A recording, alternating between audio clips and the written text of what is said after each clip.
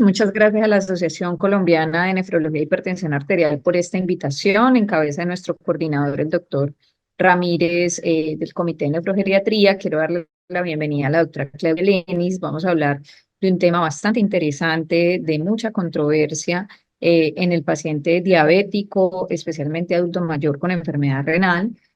La doctora Claudia Lenis, como ya lo comentaba el doctor Ramírez, es médica diabetóloga, investigadora clínica, especialista en nutrición clínica y obesidad, es docente universitaria tanto en pregrado como en posgrado en la Pontificia Universidad Javeriana, es delegada para Colombia de la LAT 2023-2026 y es vocal de la Federación Diabetológica Colombiana de 2023-2025.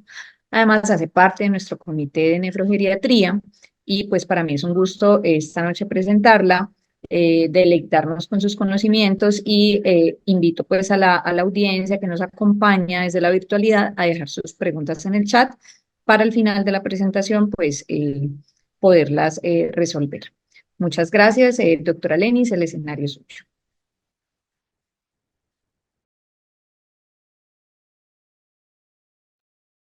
Bueno, muchísimas gracias, doctora Lady, por esa hermosa presentación.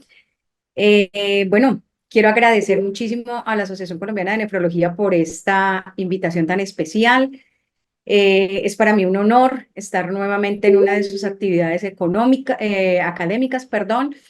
Y bueno, realmente pues vamos a tocar un tema que sí, como decía el doctor Ramírez, es bastante controversial y es bastante, a veces temeroso, por llamarlo de alguna manera, y es la insulinización en el adulto mayor, pero no solamente en ese adulto mayor, sino que tiene, además de eso, enfermedad renal diabética.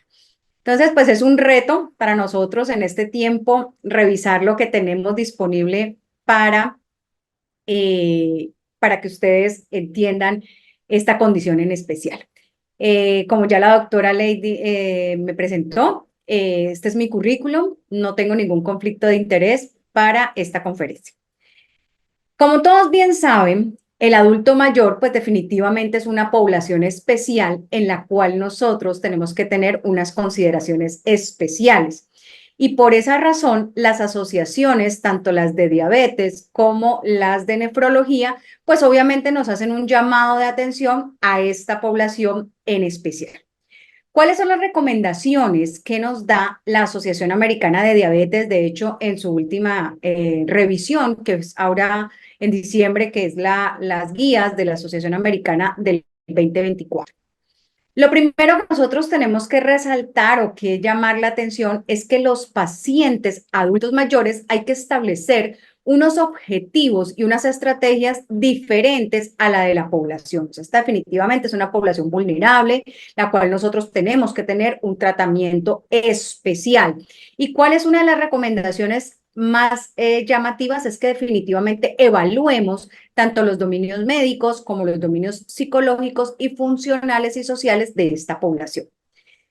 Otra cosa que nos llama la atención la guía nos dice, bueno, además de eso, usted debe determinar los síndromes geriátricos y la polifarmacia, que como todos bien sabemos, es supremamente frecuente en ese paciente adulto mayor.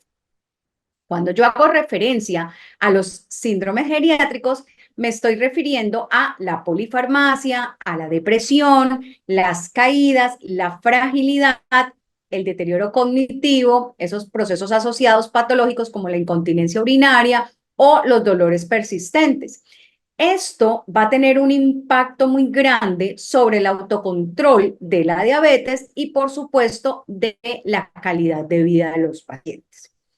Cuando yo reviso qué tenemos en ese adulto mayor, miren cómo el 25% de esa población de adultos mayores tiene diabetes y el 50% están en un espacio de prediabetes o en un diagnóstico de prediabetes.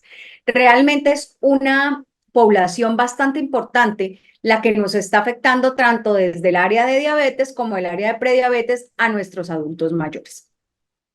Cuando yo ya me centro en ese adulto mayor que tiene diabetes, Entonces, hay que recordar que definitivamente es un paciente especial donde vamos a tener una mayor probabilidad de que ese paciente tenga muerte prematura, discapacidad funcional, pérdida muscular acelerada y enfermedades coexistentes que las tenemos ahí asociadas. Por lo tanto, por esta razón es que los pacientes son especiales. Algo que nos tiene que llamar mucho la atención y con el cual tenemos que tener mucha precaución porque somos muy dados a querer bajar y bajar la glicemia con el fin de tener esos pacientes en unas metas que igual ahora las vamos a ver, pero hay que tener mucho cuidado con la hipoglicemia. Recuerden que la hipoglicemia en el adulto mayor es mucho más frecuente y más aún si ese adulto mayor ya tiene una enfermedad renal diabética. Cosas importantes específicamente en esta población. Recuerden que los adultos mayores hacen una mayor hipoglicemia por la baja ingesta de alimentos, por las terapias insulínicas como la vamos a tratar durante la conferencia y además de eso, pues la enfermedad renal diabética que también nos va, en la medida que progrese, nos va a predisponer a estos pacientes más a una hipoglicemia. Por esas razones que las guías nos invitan a que definitivamente en cada consulta determinemos y abordemos la hipoglicemia, o sea, estemos preguntándole al paciente si ha tenido episodios de hipoglicemia, si sabe cuál es el rango para uno determinar hipoglicemia y si ha tenido que recurrir a una asistencia médica o asistencia de otra persona para el manejo de su hipoglicemia. Importantísimo, y esto es una recomendación A de la guía americana, y es que los diabéticos tanto tipo 1 como tipo 2 que usan insulina, se les debe considerar el automonitoreo continuo de glucosa. Recuerden que este dispositivo está incluido dentro del plan obligatorio, obviamente con ciertas indicaciones, pero en este tipo de pacientes o en este tipo de población, pues es una de las recomendaciones más grandes de la guía. Cuando yo ya me centro en ese paciente adulto mayor que tiene una enfermedad renal diabética, entonces es importante saber que más o menos entre el 20 y el 40% de los pacientes adultos diabéticos me desarrollan la enfermedad. Y cuando me centro en las dos clases más grandes poblacionales de diabéticos, miren cómo el diabético tipo 1 generalmente desarrolla enfermedad renal a los 10 años, pero el diabético tipo 2 incluso podemos evidenciar enfermedad renal desde el diagnóstico. Y esto hay que tenerlo muy claro porque de eso básicamente tenemos que tenerlo en cuenta para la detección. Aproximadamente el 40% de las personas diabéticas llegan a padecer de enfermedad renal y de insuficiencia renal.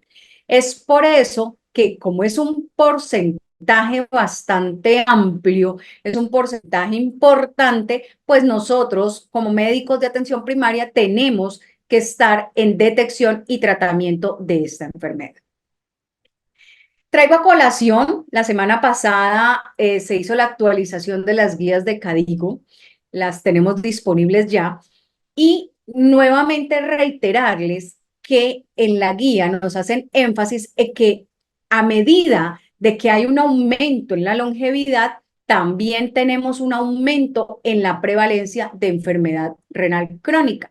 Y miren que además de eso nos trae a relucir de que el aumento en diálisis en los pacientes mayores de 75 años e incluso mayores de 80 años se ha incrementado durante los últimos años. Es por eso que estas poblaciones hay que tenerles demasiada precaución y tener específicamente todos los objetivos y las metas claras para tratarlas.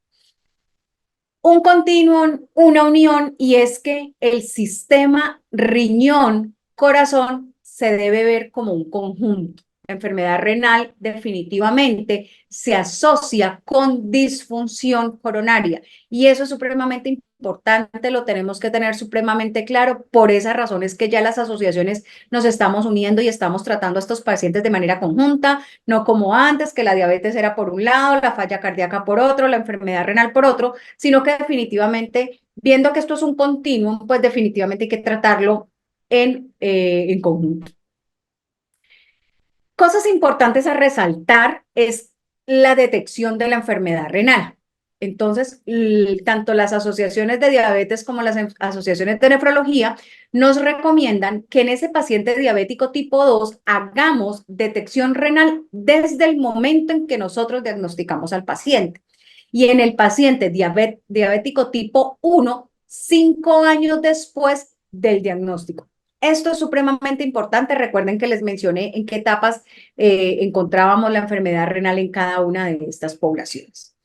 Ahora la pregunta, y esto es simple a modo de recordación, porque sé que desde la asociación se está haciendo mucha capacitación en enfermedad renal, es cuáles son los dos exámenes importantes que nosotros tenemos a la mano para poder hacer una detección temprana. La primera de ellas es la creatinina, con el fin de nosotros poder determinar la tasa de filtración glomerular, y la relación albuminuria-creatinuria en una orina espontánea. Recuerden que ya no necesitamos estar haciendo pruebas de orinas en 24 horas para detección precoz de enfermedad renal. Este es el pronóstico de enfermedad renal según las guías de CADIGO. Miren que esto viene desde el 2012 y ahora, como les mencioné, en la guía del 2024 lo ratifica nuevamente. Y es que con estas dos pruebas que yo les acabo de mencionar, yo determino la función renal y la categoría de albuminuria, y con esto hago un cruce de información para determinar mi paciente en qué riesgo renal está. De acordarnos que nosotros las tasas de filtración glomerular las determinamos o las clasificamos en 5 estadios. Tenemos el normal alto, que es el grado 1, que es valores por encima de 90, el grado 2, que es el descenso ligero, que es niveles entre 60 y 89, y el grado 3, que a partir de allí yo hablo de enfermedad renal y los tenemos clasificado en estadio 3A y 3B. El 3A es el considerado descenso ligero moderado, que son tasas de filtración glomerular entre 45 y 59. El 3B es el descenso moderado a severo, que son tasas de filtración glomerular entre 30 y 44. Y ya las dos estadios más graves, que son el estadio 4, que es el descenso severo, tasas entre 15 y 29. Y el estadio 5, que es la falla renal, que son tasas de filtración glomerular por debajo de 15 mililitros minuto. Esto yo lo voy a contrarrestar contra la albuminuria. Recuerden que el estadio A1 es el incremento normal, que es niveles menores a 30. El A2 es el incremento moderado, niveles entre 30 y 300. Y el A3 es el incremento severo, que son niveles por encima de 300. Entonces, hago mi cruce de información y determino si mi paciente tiene un bajo riesgo renal, un moderado, que lo ven ustedes en amarillo, en alto en naranja, o definitivamente un muy alto riesgo renal en rojo.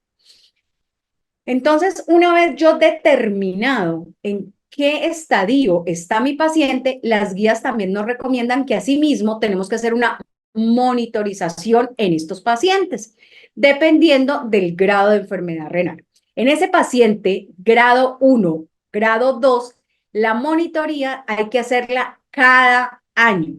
Entonces, yo pido pruebas y en un año, si mi paciente está en estadio 1 o 2, yo lo vuelvo en un año a tomar pruebas. Ahora, si ya mi paciente está en grado 3, que es cuando nosotros hablamos de enfermedad renal, ya las pruebas debo hacerlas cada 6 meses. Y más aún, si mi paciente está en grado 4, necesito hacerlas cada 3 meses, y en grado 5, cada 6 semanas. Entonces, miren por qué es tan importante yo determinar, estratificar a mi paciente y de esa misma manera hacerle el seguimiento.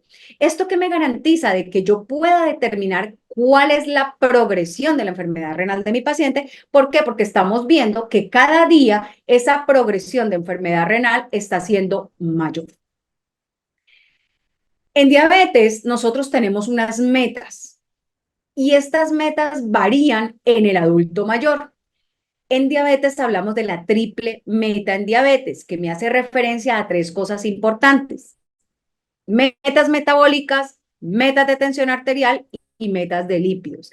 En mi paciente adulto mayor, yo debo individualizar. Bueno, esto es igual en adulto mayor, en cualquier población debemos individualizar, pero específicamente en el adulto mayor más aún.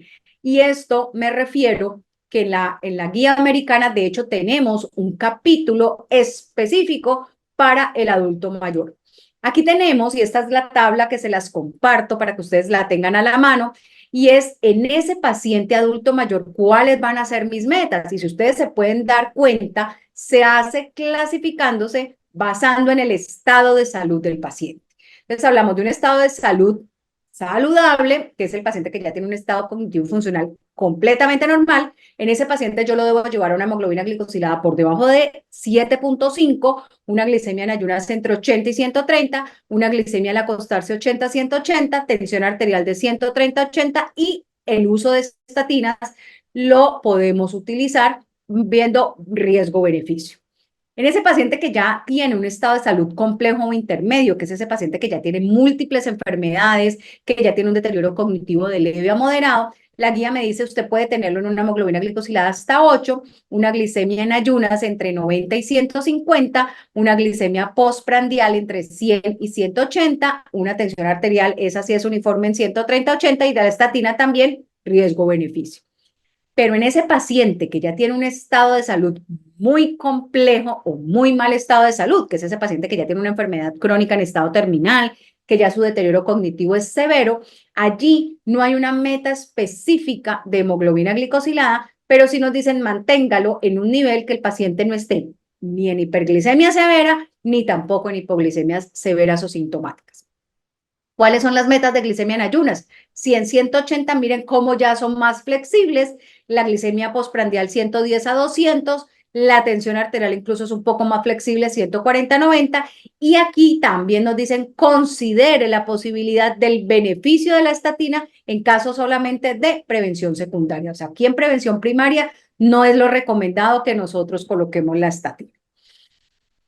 Me centro en ese manejo de diabetes y simplemente una recordación muy mínima porque el tema no es hablarles ni de antidiabéticos orales ni de inyectables, pero simplemente a modo de recordación es tener en cuenta que definitivamente ya sabemos que la hiperglicemia es uno de los principales factores para enfermedad renal diabética y que por lo tanto para yo prevenir la progresión de la enfermedad renal diabética pues tengo que tener un excelente control metabólico.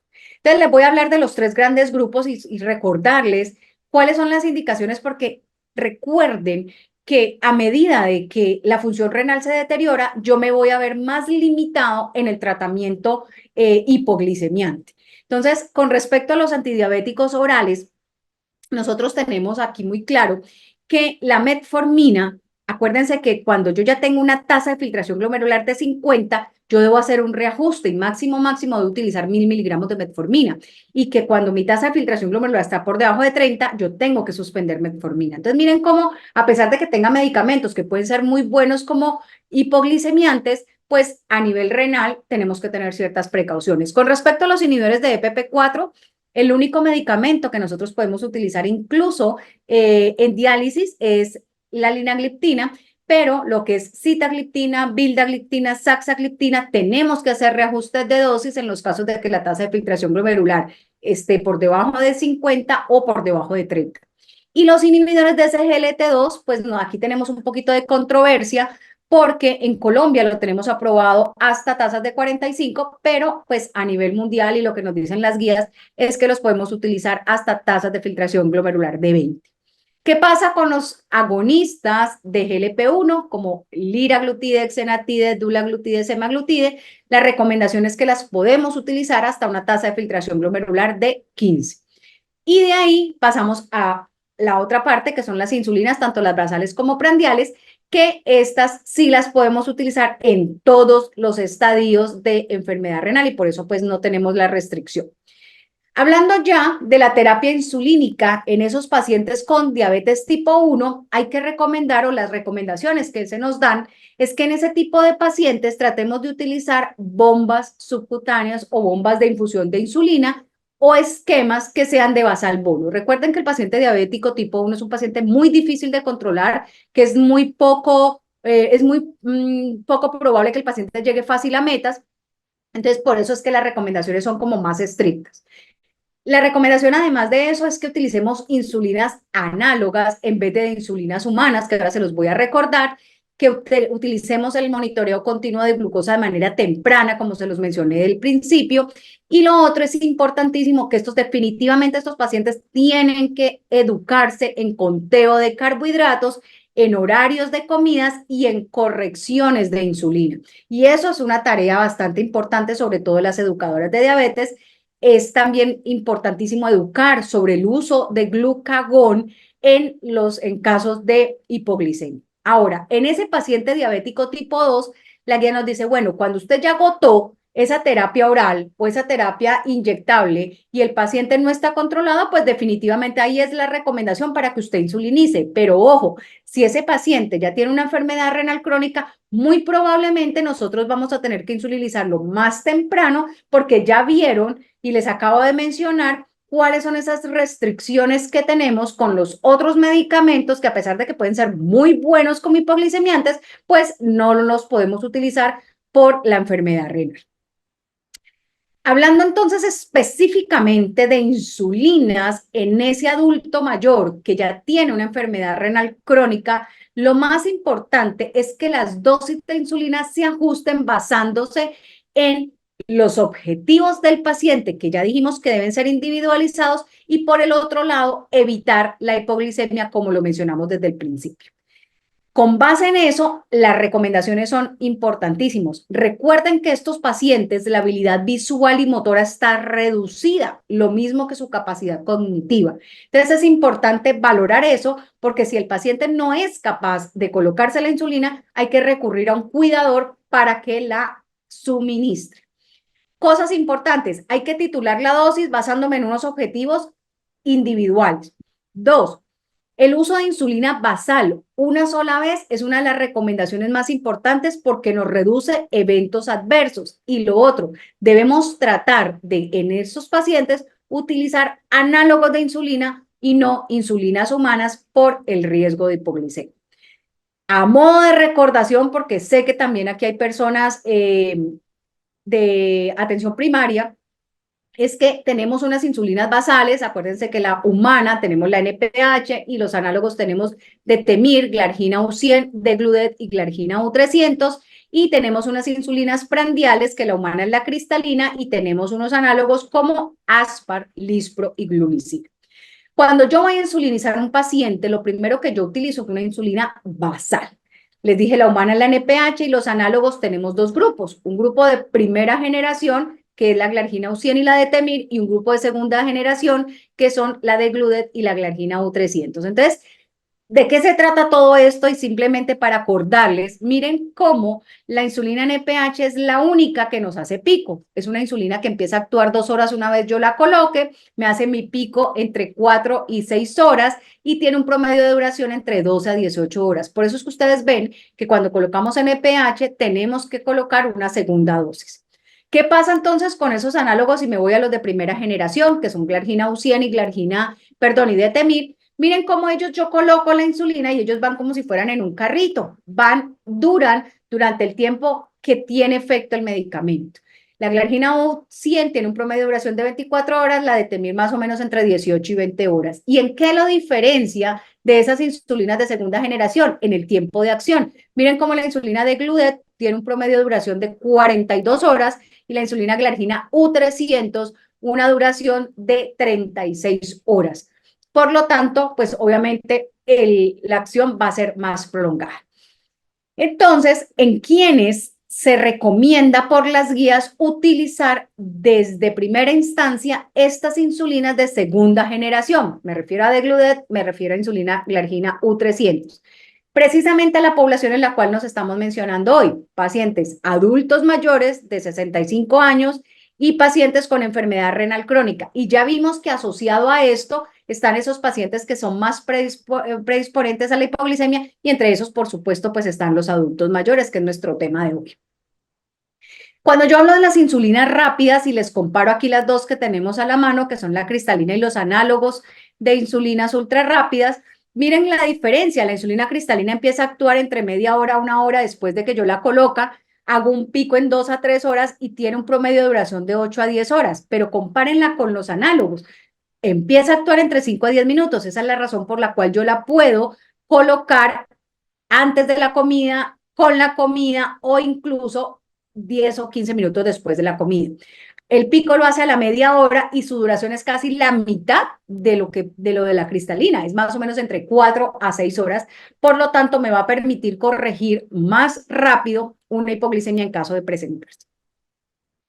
Las dos asociaciones de las que de pronto nosotros más tenemos en cuenta para nuestras guías son la guía americana y la americana de endocrinólogos clínicos, y la recomendación es que nosotros empecemos a insulinizar a nuestros pacientes entre 0,1 a 0,2 unidades por kilo o simplemente colocar 10 unidades. A partir de allí yo empiezo a titular, recuerden que los esquemas basales los controlamos con glicemias en ayunas, que nuestro objetivo es más o menos tener al paciente entre 80 y 130, y lo que yo voy a hacer es empezar a titular hasta que yo llegue a esa meta. Si yo no llego a esa meta, simplemente recomendaciones, porque yo siempre les digo, aprender a titular la insulina no es fácil y la única forma que nosotros aprendemos es haciéndola y verificando los valores de glucometrías de mi paciente. La guía nos dice, mire, si usted tiene una glicemia en ayunas más de 130, usted puede irle aumentando 2 unidades cada 3 días. Ahora, lo difícil es ver los pacientes cada 3 días y poder enseñarle al paciente que él se autotitule cada 3 días. Esa es la parte complicada. Si el paciente tiene más de 180 en ayunas, la guía me dice, bueno, usted puede aumentarle 4 unidades cada 3 días, y también por el contrario, si mi paciente tiene menos de 70, o sea, estamos en hipoglicemia, identifiquemos la causa, si es que es por alguna enfermedad concomitante, por baja ingesta, y también titulemos la dosis. Ojo, y esto lo veo todos los días en mi consulta, y es que encuentro los pacientes con sobreinsulinización basal. Recuerden que la dosis máxima de insulina basal son 0,5 unidades por kilo. Yo siempre les digo a mis estudiantes, una vez ustedes saquen la dosis inicial, inmediatamente saquen la dosis máxima. ¿Por qué? Porque empezamos a subir y a subir y a subir y a subir, y resulta que no nos damos cuenta en qué momento nosotros llegamos a la dosis máxima de insulina y estamos sobreinsulinizando a nuestros pacientes. Es por esa la razón de que los invito a que siempre que empiecen a insulinizar a un paciente también saquen la dosis máxima para tenerla en cuenta. En caso de que a mí mi paciente no esté controlado, ya sea de mi glicemia pre o cuando yo empiezo a hacer hiperglicemias, tengo varios escenarios. Que tenga a mi paciente después de alguna comida específica y lo tenga mal controlado, o que haya mucha variabilidad glicémica, tenemos dos esquemas adicionales para intensificar. Uno es el Basal Plus, que como su nombre lo dice, es a la basal yo le puedo adicionar 1 o 2 dosis de insulina rápida, y lo vamos a hacer, puede ser con la comida principal o con la comida que el paciente esté presentando la hiperglicemia. O si definitivamente mi paciente está haciendo hiperglicemias durante todo el tiempo, antes y después de las comidas, yo paso a un esquema que se denomina basal bolos, que es colocar un bolo de insulina rápida con cada una de las comidas. ¿Cuál es la dosificación? Las guías nos dicen o el 10% de la insulina basal o 2 a 4 unidades. Yo siempre les digo y siempre prefiero que se haga por kilo de peso. Recuerden que no es lo mismo insulinizar a un paciente, y sobre todo en los adultos mayores, un adulto de 40 kilos a un paciente que está con 100 kilos. Entonces, ahí nos cambia mucho y no lo podemos generalizar para todos nuestros pacientes. Recomendaciones, con esto vamos finalizando. Antes de que revisemos algo de los estudios que tienen los adultos mayores, debemos preferir el uso de medicamentos de bajo riesgo de hipoglicemia, evitar los tratamientos intensivos porque obviamente vamos a llevar a estos pacientes más rápido a una hipoglicemia, ir desintensificando esos tratamientos. Sobre todo veo mucho paciente que tiene esquemas basales muy altos, ¿sí? Y que nos van a llevar a hipoglicemia y a polifarmacia. Voy a terminar con unas revisiones específicas. Les agradezco a las personas que de pronto se les activó el micrófono ya. Y es el estudio, uno de los estudios pues, más importantes que compara el control glicémico y el riesgo de hipoglicemia con dos de las insulinas basales de segunda generación, que son la insulina glargina U300 y la insulina Degludec U100. En esto lo que se quería verificar era la eficacia y la seguridad de estas dos insulinas esto es un subanálisis, porque no traje todo el estudio, sino el que nos hacía competencia al tema que teníamos hoy para revisar, y es un subanálisis en los mayores de 65 y un post-hoc en los mayores de 70. Entonces, ¿qué nos mostró el estudio Bright? Que en esos mayores de 65, perdón, en esos menores de 65, la reducción en cuanto a hemoglobina glicosilada fue igual con insulina glargina U300 que con insulina degludec. Ahora, en esos pacientes, acuérdense que les dije un post-hoc en los mayores de 70 años, la reducción de hemoglobina glicosilada fue mayor con insulina glargina U300, definiendo como objetivo de hemoglobina glicosilada entre 7 y 7.5. Cuando se revisó hipoglicemia, entonces se hizo un seguimiento de 24 semanas y miren lo que se encontró, que definitivamente el riesgo de hipoglicemia fue similar con las dos insulinas, pero que sí hubo una diferencia numérica en el momento a favor, y lo ven ustedes allí en la gráfica, a favor de la insulina glargina U300. Dentro de este estudio Bright, también tenemos un subanálisis que hace referencia a medir la eficacia y la seguridad de estas dos insulinas en pacientes diabéticos tipo 2, pero por función renal, que es parte de lo que hemos venido tocando durante toda la conferencia. ¿Y qué se encontró? Que en esos pacientes que tenían una tasa de filtración glomerular menor de 60 mililitros, o sea, que ya tienen determinada una enfermedad renal, la reducción de hemoglobina glicosilada fue mayor con insulina glargina U300 que con insulina degludec, sin que hubiera un riesgo mayor de hipoglicemia en esos pacientes.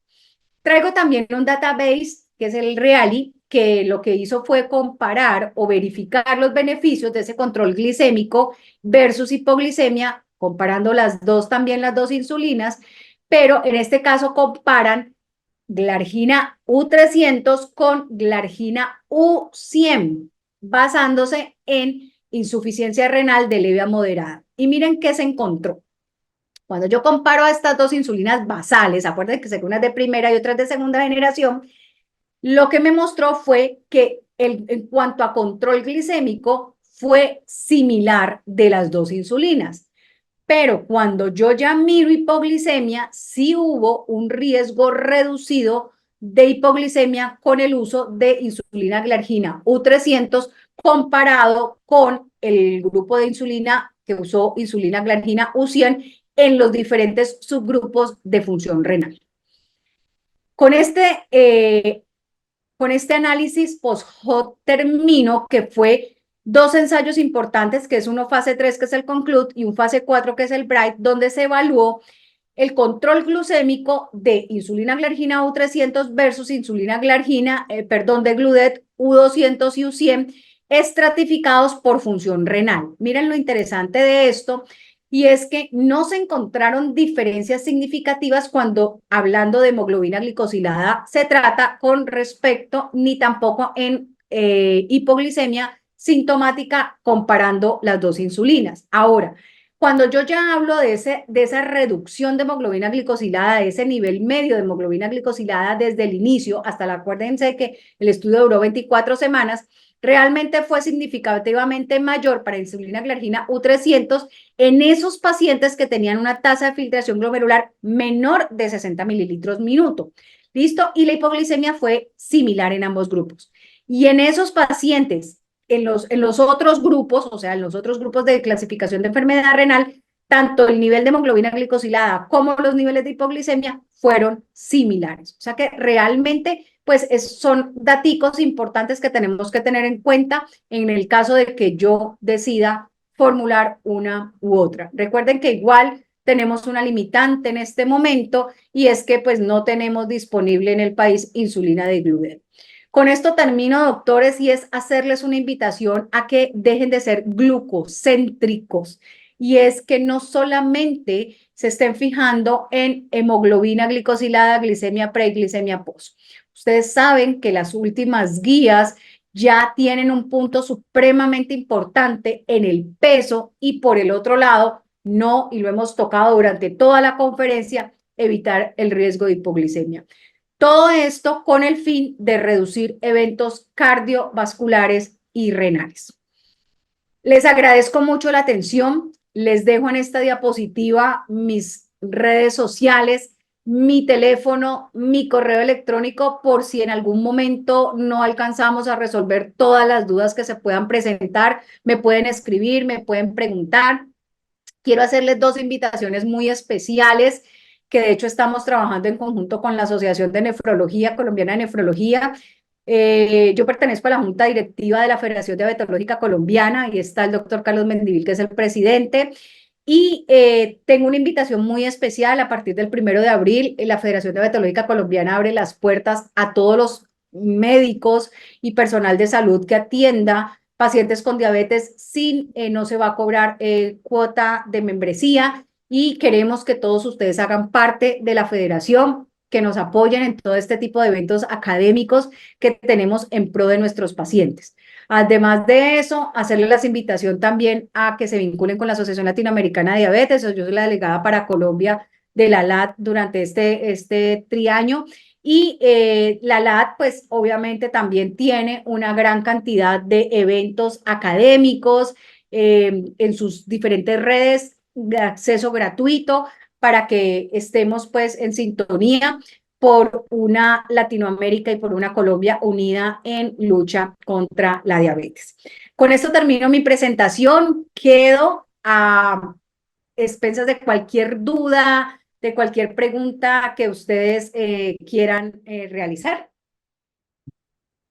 Bueno, Claudia, muchas gracias por tu excelente presentación. Digamos que para nosotros los geriatras es supremamente importante que cada día nos vamos familiarizando en las diferentes especialidades con el manejo de la población adulta mayor, porque claramente, digamos, nosotros los geriatras desde hace mucho tiempo venimos insistiendo bueno, en la importancia, sobre todo de la fragilidad y de la expectativa de vida a la hora de tomar decisiones sobre todo terapéuticas, que muchas veces en nuestra consulta vemos que pueden generar más daño que beneficio, sobre todo en poblaciones vulnerables como son los pacientes con trastorno neurocognitivo, con caídas, con fragilidad, que definitivamente pues tenemos que buscar en disminuir esa polifarmacia, esa polimedicación que muchas veces ocurre lastimosamente porque el paciente va a muchos especialistas, pero no hay como, digamos, una cabeza que ayude como a organizar y a orquestar todo este proceso.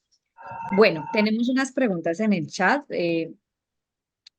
para hacer. Digamos que aquí va a mirar el chat, perdón un momentico, yo las anoté acá. El doctor Chavarriaga pregunta si la insulina no disminuye muertes cardiorrenales y produce hipoglicemias más fácilmente en la persona mayor, ¿no sería ideal usar los análogos de GLP-1 asociados a ICLGT2 y pues como última opción? Bueno, aquí son varias cosas. Y quiero contestarle al doctor Chavarriaga. Hoy nos centramos en ese paciente adulto mayor que tiene enfermedad renal diabética. Entonces recuerden que el solo hecho de yo tener un paciente con enfermedad renal diabética, muchas veces me veo restringido al uso de agonistas de GLP-1 o inhibidores de SGLT2 dependiendo de la tasa de filtración de glomerular de mi. Se los mencioné en la conferencia, análogos de GLP-1 hasta tasas de 15, inhibidores de SGLT2 hasta tasas de 20. Si mi paciente no está en esas tasas de que definitivamente no restrinja el uso de estos medicamentos, pues allí es donde yo entro, vuelve y juega mi palabra clave y es individualizar al paciente con respecto a cuál de los dos o si puedo utilizar los dos en combinación. Acuérdense que en este momento las guías nos dicen que una vez yo diagnostique a mi paciente, yo tengo que hacer tres preguntas. La primera de ellas es: ¿mi paciente tiene alto, muy alto riesgo cardiovascular o si mi paciente ya tiene una enfermedad cardiovascular establecida? Primera pregunta. Segundo, ¿mi paciente tiene falla cardíaca? ¿Sí? O tercero, enfermedad renal, que es lo que yo les acabo de mencionar.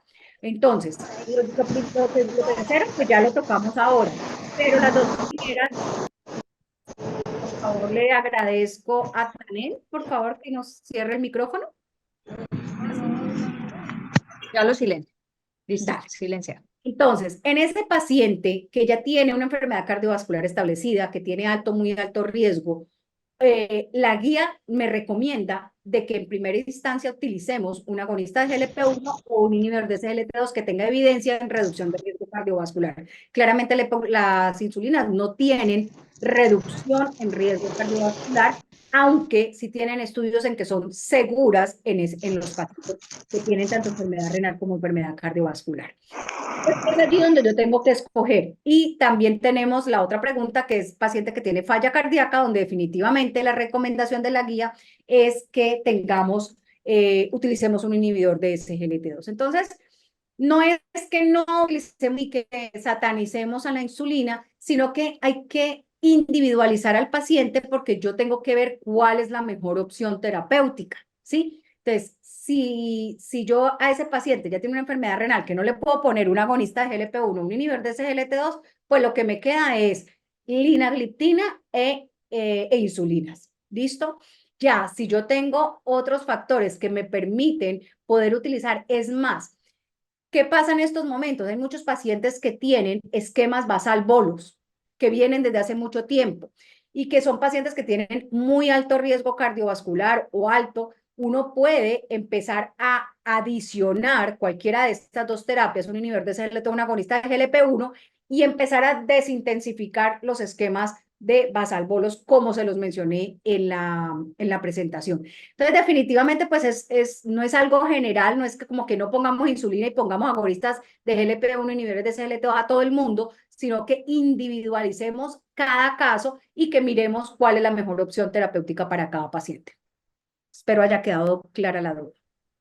Sí, Claudia, digamos que es importante tener en cuenta que las guías ABA del 2024 en adulto mayor no, digamos que ven la opción de los GLP-1 como una opción atractiva en la población mayor, porque es importante tener en cuenta que los adultos mayores se miden de acuerdo al grado de fragilidad, no solamente la edad, ¿cierto? La edad cronológica por sí no tiene que ser una indicación o no de un tratamiento, debe ser el grado de fragilidad, de comorbilidad, como bien la guía lo expresa, pero hay que tener en cuenta que hay pacientes que tienen pérdida no explicada de peso, hay síntomas gastrointestinales, hay gastroparesia y hay que estar muy pendiente de los eventos adversos de estos medicamentos que pueden ser, digamos, importantes en esta población y que, digamos, en la consulta se ven, ¿no?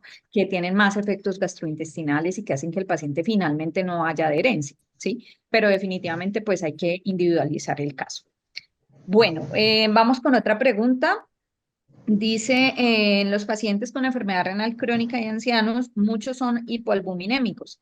¿El efecto de la insulina estaría afectado por la hipoalbuminemia?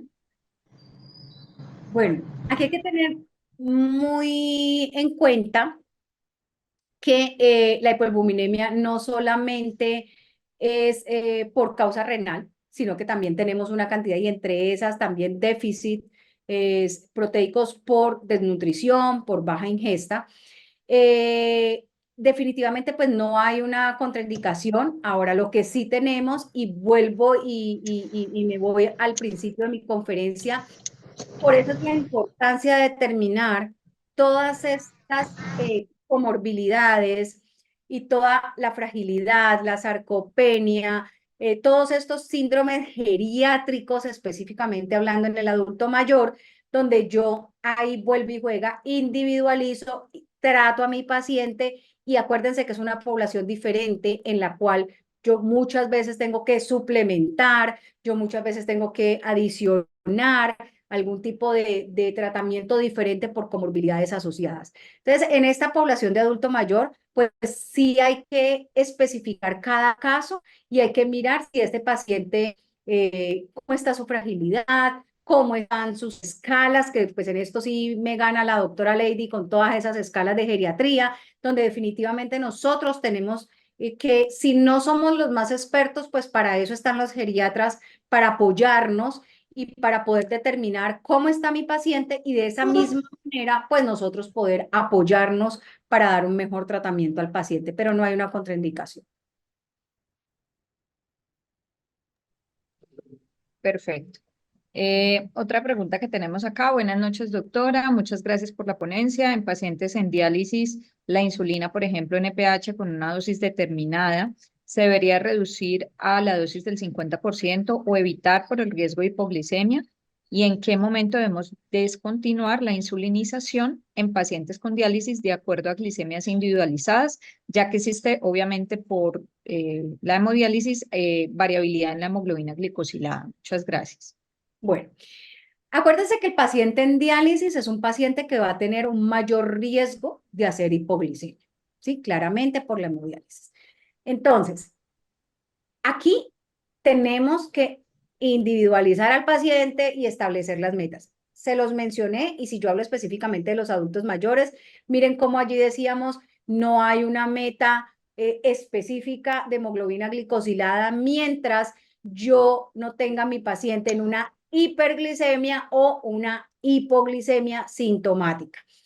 Entonces, no es que el paciente entre a diálisis y que yo tenga que suspender, o sea, no hay como una indicación absoluta de cuánto bajar o que le tenga que bajar el 50%, el 25%, no, sino que lo que sí hay que hacer es que el paciente tiene que estar con un automonitoreo permanente y por eso es la recomendación de que hagamos una monitoría ambulatoria continua, ¿sí? Porque el paciente puede estarse monitorizando las 24 horas del día sin necesidad de chuzarse o es muy difícil pues que el paciente esté chuzando las 24 horas. Entonces, con esto pues nos va a facilitar y de hecho esto nos muestra la tendencia, el tiempo en rango, entonces nos va a hacer mucho más fácil la cosa. Y con eso, pues yo tengo que verificar si mi paciente está haciéndome hipoglicemias, por supuesto que tengo que empezar a bajar NPH o análogos de insulina. O sea, aquí no es tanto la una o la otra. Por supuesto que los análogos se han asociado a un mejor beneficio con respecto a hiperglicemia, con un menor riesgo de hipoglicemia, tanto sintomática como severa. Con NPH, pues obviamente el riesgo es mayor. Entonces, ese paciente que tiene NPH, porque definitivamente esa es la insulina que tiene que tener, que la recomendación es que los tengamos con análogos, pero si el paciente la tiene, pues lo que tenemos que mirar es eso. Si mi paciente me está haciendo hipoglicemia, reducirlo basándome en los niveles de glicemia. No hay una recomendación específica de cuánto sí o cuánto no, sino que es basado con el automonitoreo continuo de glucosa. Ok, perfecto. Por acá nos escribe el doctor César Restrepo, dice, para iniciar insulina prepandrial, el 10% del total de la insulina basal se divide en el total de las dosis por cada comida, cada No. comida. La respuesta es no. Miren, eso sí que me genera, o sea, hay mucha duda con respecto a eso.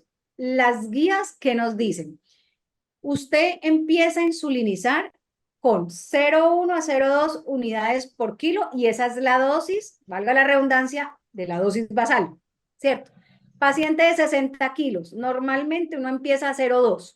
60 kilos por 0,2, 12 unidades. ¿Listo? Esa es la dosis de la insulina basal. Cuando yo voy a intensificar a mi paciente, ahora, muy probablemente con esos 12 de insulina, yo no voy a lograr que mi paciente con la primera dosis que yo ponga lo lleve a metas. Yo obviamente empiezo a titular, como se los mencioné en la conferencia.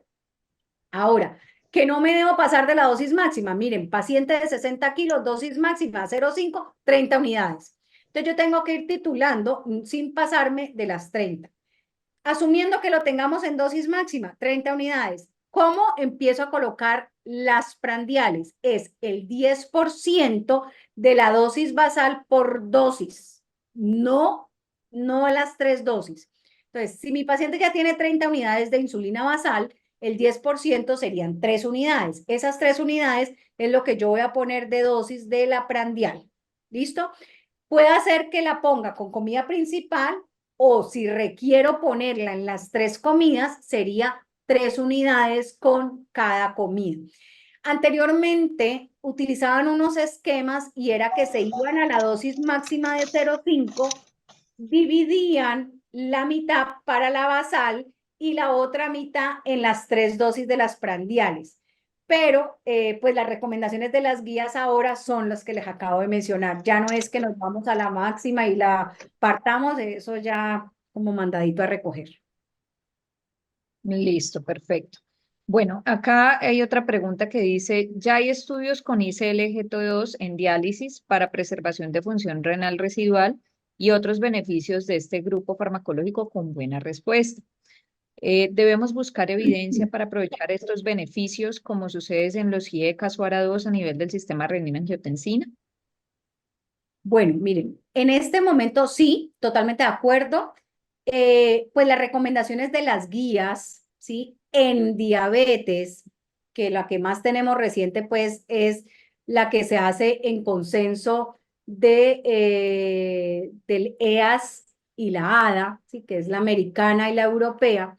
La recomendación específicamente en pacientes diabéticos que ya tienen enfermedad renal, tomándolo como tasa de filtración glomerular por debajo de 60 y albuminuria por encima de 30, la recomendación es que usemos dos cosas: IECA y ARA a la dosis máxima tolerada por el paciente, y dos, un inhibidor de SGLT2 con tasas hasta 20. Ahora, lo que sí nos dicen es que si ese paciente yo lo tengo en una tasa de filtración glomerular por debajo de 20, yo lo puedo utilizar hasta que mi paciente llegue a diálisis, ¿sí?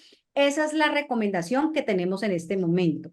Pues nos toca esperar con base a la evidencia que nos dicen muy probablemente el próximo año que tenemos, o este año, a finales de año que tenemos el consenso europeo, a ver qué nos dicen con respecto a ese tipo de estudios, si esa recomendación varía y si se hace efectiva para todos los pacientes ya incluso en diálisis.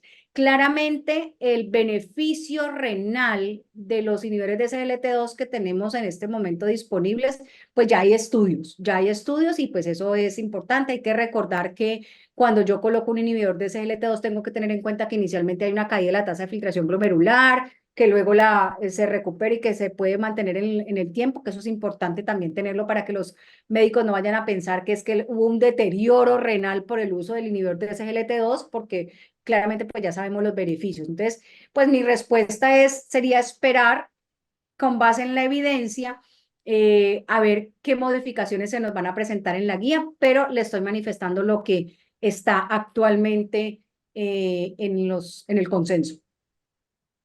Ok. Em, la última pregunta que tenemos acá bueno, por aras del tiempo, dapagliflozina en hemodiálisis. ¿Hay evidencia? ¿Sabemos algo? Bueno, en este momento están cursando varios estudios, no solamente con dapaglifosina, sino también con EMPA, en esa población específicamente, pero pues todavía no tenemos como una definitiva con respecto a, a la molécula como tal, ¿no? Y en ese tipo de población.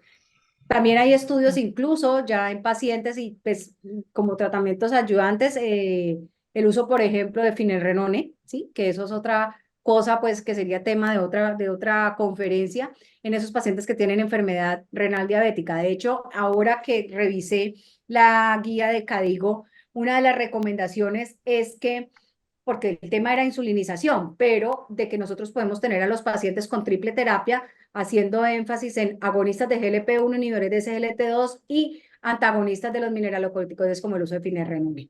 Entonces, obviamente cada uno con sus indicaciones y con sus contraindicaciones claras, pero esa es como una de las triples terapias en enfermedad renal diabética. Nos llegó una última pregunta del doctor Montero. Dice, si llegamos a la dosis máxima basal e inicio dosis preprandiales, hasta qué dosis máxima debo ajustar esta última. Y si no logro metas, ¿cuál es la recomendación en un paciente renal crónico estadio 4 y 5? Bueno, ya en ese paciente las estrategias terapéuticas son mucho más cortas. Acuérdense que ya de 4 y 5 estamos hablando de 30 de tasa de filtración glomerular hacia abajo. Entonces, yo llevo a mi paciente a dosis de insulina basal máxima, o sea, 0.5 unidades por kilo. Y empiezo con las prandiales. No existe un valor máximo para las prandiales. Lo que uno va haciendo es empezar a ir titulando con el fin de llevar a metas.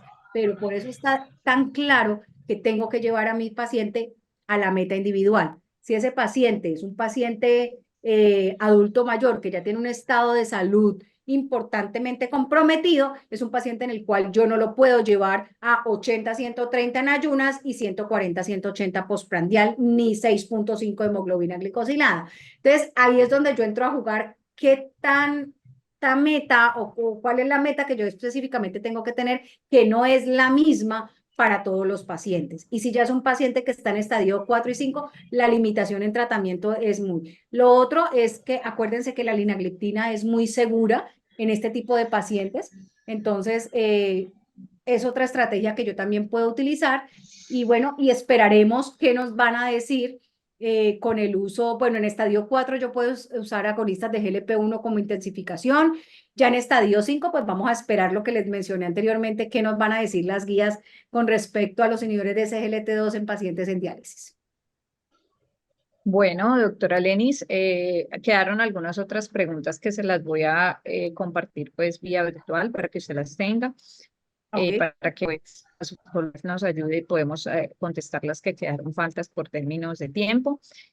Muchas gracias a ustedes por estar conectados, muchas gracias a ustedes por interesarse en la población mayor, que es pues lo que nos depara el futuro absolutamente a todos. ¿Sí? Y pues aprovechar este espacio para invitarlos al Comité de Nefrogeriatría, para que estén muy pendientes de todas nuestras actividades académicas. Recordar que la edad cronológica no debe ser solamente el único criterio para la indicación de tratamientos o no. Siempre debemos individualizar el paciente, como lo hemos dicho muchas veces, y el paciente enfermo renal crónico es un paciente que tiene un envejecimiento prematuro, ¿sí? La enfermedad renal crónica está catalogada como una enfermedad de envejecimiento prematuro, por lo tanto, pues cada día vamos a tener más estas discusiones en la atención de esta población que es tan interesante y que nos está abriendo tantos caminos también en investigación. Muchísimas gracias a todos por su disposición, muchísimas gracias a todos por estar conectados. Tratamos de cumplir con el tiempo para que pues todos podamos compartir con nuestras familias y pues le daré pues a la doctora Lenis las inquietudes que quedaron pendientes. Muchas gracias y feliz noche.